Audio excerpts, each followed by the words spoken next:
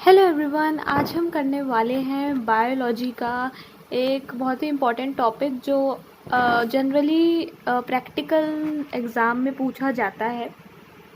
तो आज हम करने वाले हैं रेट ऑफ एरोबिक रेस्पिरेशन। ठीक है, रेट ऑफ एरोबिक रेस्पिरेशन। ठीक है, एरोबिक रेस्पिरेशन आपको पता ही है, the respiration which take place in the presence of oxygen. ठीक है, ऑक्सीजन की प्रेजेंस में होती है ये रेस्पिरेशन।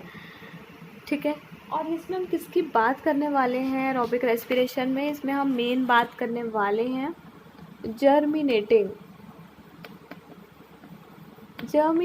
सीड्स के बारे में बात करेंगे।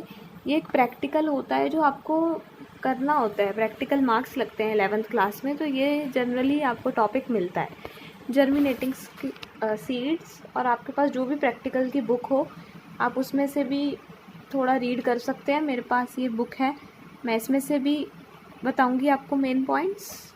ठीक है, चलो हम स्टार्ट करते हैं इस प्रैक्टिकल को।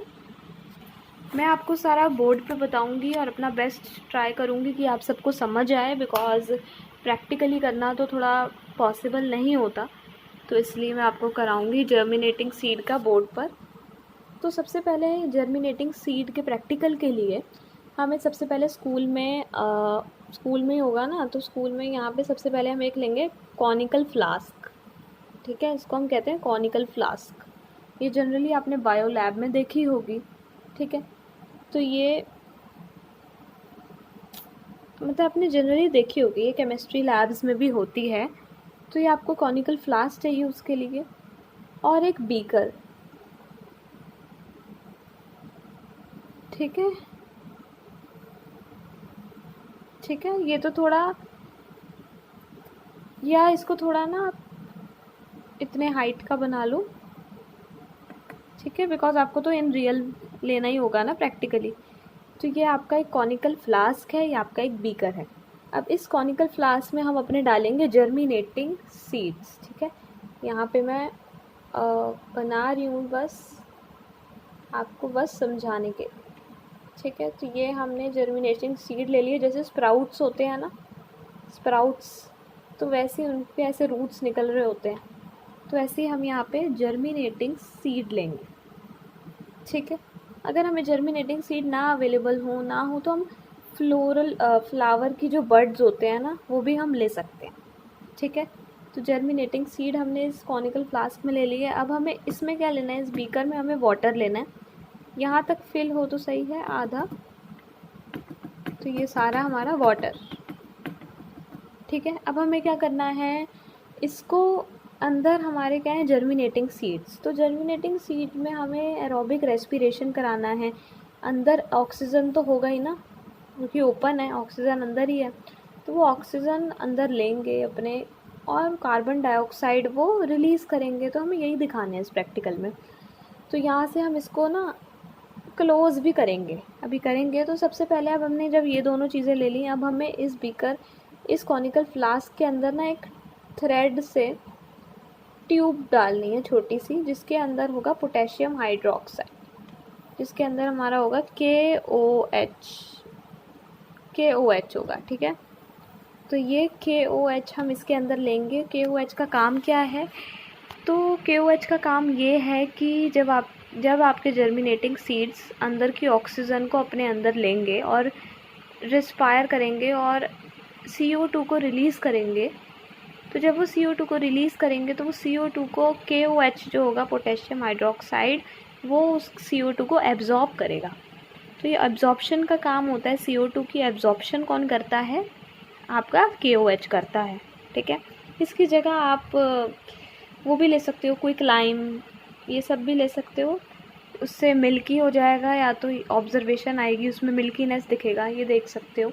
या KOH लोगे तो यही होगा।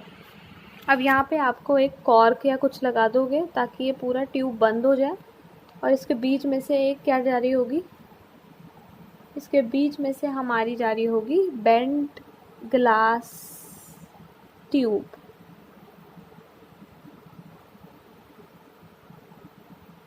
ठीक है, ये थोड़ा डायग्राम ऐसा बना है, लेकिन आई होप आपको समझ आ रहा हो। तब ये हमारा डालने का क्या मकसद था, तो अब सुनते हैं फिर से स्टार्टिंग से। ये जर्मिनेटिंग सीड क्या करेंगे, रिस्पायर करेंगे। ठीक है। रिस्पायर करेंगे तो ये ऑक्सीजन तो ऑब्वियसली जो इस फ्लास्क में जितनी भी ऑक्सीजन होगी उसको अंदर अपने अंदर यूटिलाइज़ करेंगे, अपने अंदर लेंगे और रिलीज़ करेंगे CO2। तो जब वो कार्बन डाइऑक्साइड रिलीज़ करेंगे तो वो कार्बन डाइऑक्साइड कौन एब्जॉर्ब कर लेगा? KOH एब्जॉर्ब कर लेगा। इस डायग्राम में वो ट्यूब छुप गई, ट्यूब यहाँ आप कोने पे बना सकते हो, ठीक है। तो वो CO2 को कौन एब्जॉर्ब कर लेगा? KOH एब्जॉर्ब कर लेगा, ठीक है। अब अगर उस CO2 को KOH ने एब्जॉर्ब कर लिया तो ये जो फ्लास्क है ऑक्सीजन तो इन जर्मिनेटिंग सीड्स ने ले लिया और CO2 एब्जॉर्ब हो गया। तो ये जो फ्लास्क है इसमें क्या क्रिएट हो जाएगा? वैक्यूम क्रिएट हो जाएगा, ठीक है। इस फ्लास्क में वैक्यूम क्रिएट हो जाएगा। फिर उसके बाद वैक्यूम क्रिएट हो गया तो अब ये रॉड से यहाँ पे जो वाटर होगा ना, इसमें हम ये ऑब्ज़र्व करेंगे कि आफ्टर 1 आवर और 2 आवर इस वाटर का जो लेवल है वो राइज़ हो जाएगा, ठीक है। वाटर का लेवल थोड़ा सा राइज़ हो जाएगा, ठीक है। और वो आपको कैसे दिखेगा? ये आपने ट्यूब ऐसे डाली हुई होगी ना, तो इस ट्यूब पे थोड़ा ऊपर तक यहाँ तक आ जाएगा ट्यूब तक, और आप इसको मार्कर से नोट करोगे कि पहले मेरा जो अंदर बीकर में पानी था वो यहाँ पे था और अब बीकर में पानी यहाँ तक हो गया। तो you will observe and record this observation. तो ये हमारा जर्मिनेटिंग सीड वाला मेन प्रैक्टिकल है, ठीक है। इन्होंने रेस्पायर किया, ऑक्सीजन अपने अंदर एब्जॉर्ब अपने अंदर कर लिया, यूटिलाइज़ कर लिया, और कार्बन डाइऑक्साइड KOH ने क्या कर ली? एब्जॉर्ब कर ली अपने अंदर।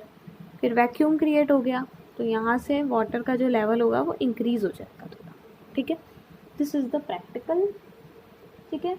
इसका एम है to study the rate of aerobic respiration by using flower, bud, leaf tissue, germinating seed. तो मैंने यही कहा था ना, you can take flower bud also, ठीक है, instead of germinating seeds if you don't want to take germinating seed.